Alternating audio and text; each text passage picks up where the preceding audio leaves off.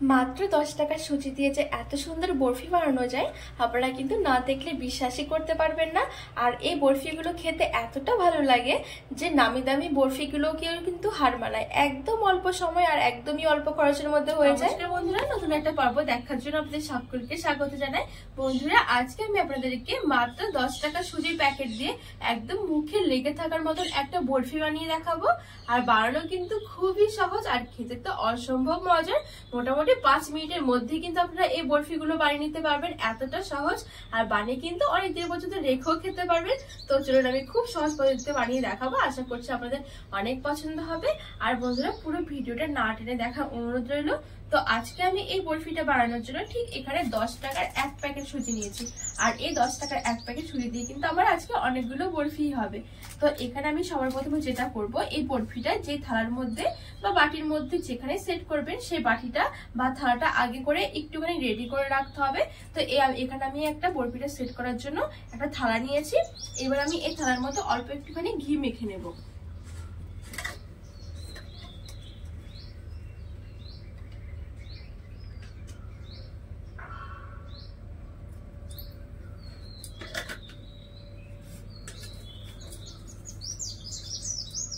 এতে করে কিন্তু কাজটা খুব তাড়াতাড়ি করে হয়ে যায়।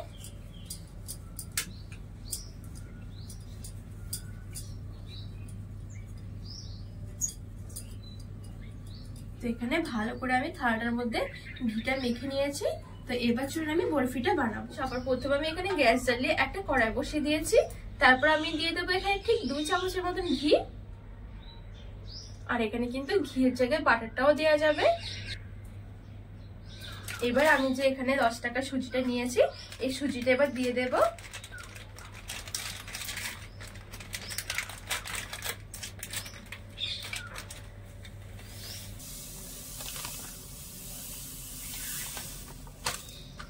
এবার সবকিছু ভালো করে মিশিয়ে একদম গ্যাসের আঁচটা হালকা রেখে কিছুক্ষণ নেড়ে ছেড়ে ভেজে নেব।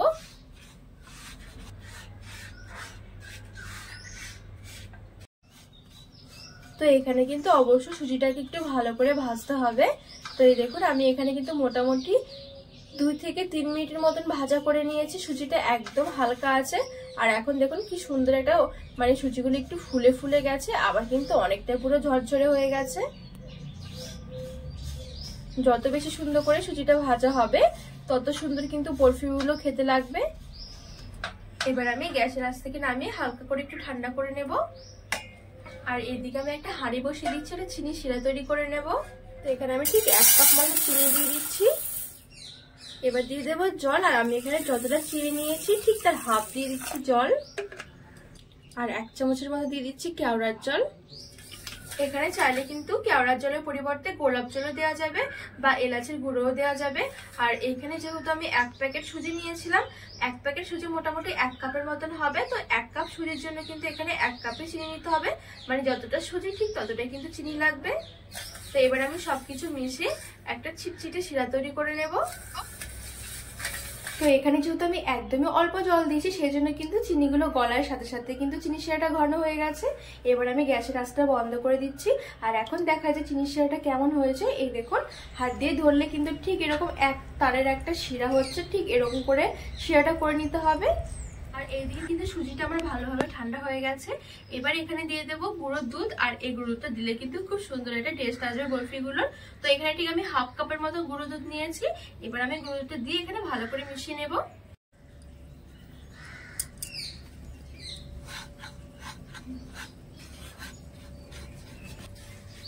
আর এই গুঁড়ো দুধটা কিন্তু সুজিগুলো ঠান্ডা হয়ে গেলে তারপরে মেশাতে হবে, না হলে গরম দিলে পরে কি হবে, গুঁড়ো দুধগুলো কিন্তু অনেকটা দলা বেঁধে যাবে, তখন আর বরফিগুলো খেতে ভালো লাগবে না।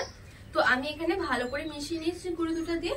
আর এদিকে যে আমি চিনি শিরাটা করে রেখেছিলাম, এবার এই চিনি শিরাটা এখানে দিয়ে দেবো।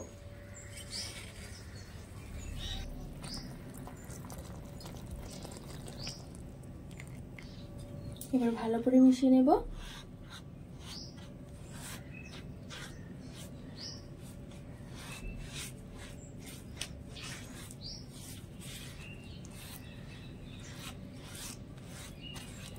তো এখানে আমি সবকিছু ভালো করে মিশিয়ে নিয়েছি। আর এটা কিন্তু যত বেশি ঠান্ডা হতে যাবে তত বেশি কিন্তু জমতে শুরু করবে। আর এখানে কিন্তু চিনি শিরার মধ্যে মেশানো হয়ে গেলে যে আমি এখানে থালাটা রেডি করে রেখেছিলাম এই থালাটার মধ্যে দিয়ে দেবো।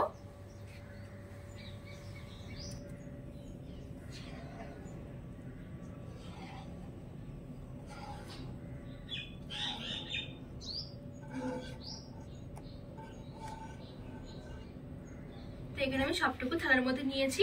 এবার আমি একটু ঝাঁকিয়ে চারদিকে সমান করে নেব। আর উপর দিয়ে আমি হালকা করে একটু বাদাম কুচি ছড়িয়ে দিচ্ছি, যে কোনো রকমের বাদামই দেওয়া যাবে পছন্দ মতন। তো এখানে আমি উপরটা বাদাম দিয়ে খুব সুন্দর করে সাজিয়ে নিয়েছি। এবার আমি ভালো করে ঠান্ডা করে নেব। আর ঠান্ডা হয়ে গেলে কিন্তু এটা জমে যাবে, খুব বেশি কিন্তু একদমই টাইম লাগবে না জমতে। তো এটা আমি ঠান্ডা করে এবার দেখাচ্ছি। তো বন্ধুরা এখানে কিন্তু আমার বরফিটা খুব ভালো করে ঠান্ডা হয়ে গেছে। আর এখন কিন্তু বরফিটা অনেকটাই জমে গেছে। আর এখানে কিন্তু আমি পুরোপুরি একেবারে ঠান্ডা করিনি, এখনো কিন্তু হালকা গরম আছে, জাস্ট উপরটা কিন্তু একটু ঠান্ডা হয়েছে। এই সময় কিন্তু কাটিংটা করতে হবে, না হলে পরে কি যখন একদম পুরোপুরি ঠান্ডা হয়ে যাবে তখন কিন্তু আর বরফিগুলো কাটা যাবে না, একদম শক্ত হয়ে যাবে। তো আমি এখানে বরফির শেপে কেটে নিচ্ছি।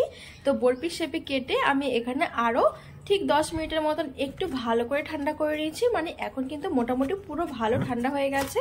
আর ঠান্ডা হওয়ার সাথে সাথে দেখুন থালা থেকে কিন্তু খুব সুন্দরভাবে উঠে আসছে।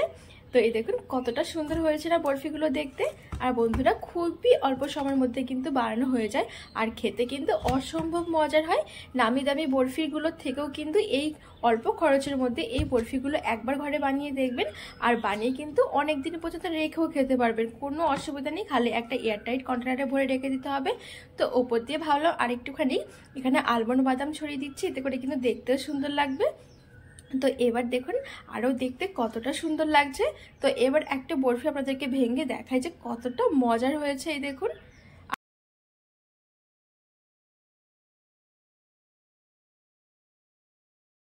তো বন্ধুরা কত সহজে কিন্তু সুজির বরফিটা হয়ে যায়, খুবই অল্প সময়ের মধ্যে, খুব বেশি কিন্তু একদমই টাইম লাগবে না। ঝটপট মিষ্টি খেতে ইচ্ছে করলে কিন্তু এই বরফিটা বানিয়ে খেয়ে নিতে পারেন, খুবই সুন্দর হয় খেতে। তো রেসিপিটি ভালো লাগলে চ্যানেলটিকে সাবস্ক্রাইব করে পাশে থাকা অনুরোধ রইল।